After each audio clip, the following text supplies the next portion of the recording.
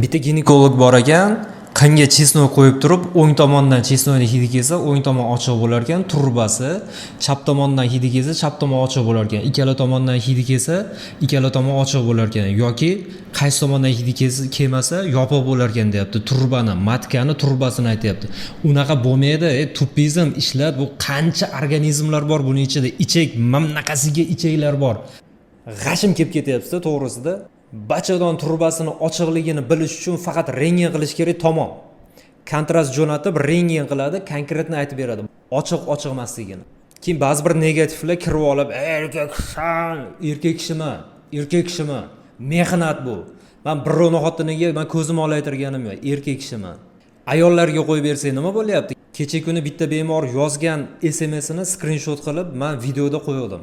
Matkani ogiz vorgan, lekin ayol kishi o'zicha bachadoningiz yaxshi, unaqa ekan, bunaqa ekan deyapti ekan. Bugun mana hozir guvohi bo'lyapmiz. Yo'q joydan chesnoy qo'yar ekanmiz, yo'l ochiqligi bilinar ekanmiz. Xullas negativchilar to'g'ri qabul qilishsan, qabul qilish, bo'lmasam chiqib yo'qolib ketish, ashaqa chesnoy qo'yadiganlarga borib bilganini qilib yurishavergan. Qolganlar ehtiyot bo'lsin, sog'liq o'zini qo'lida.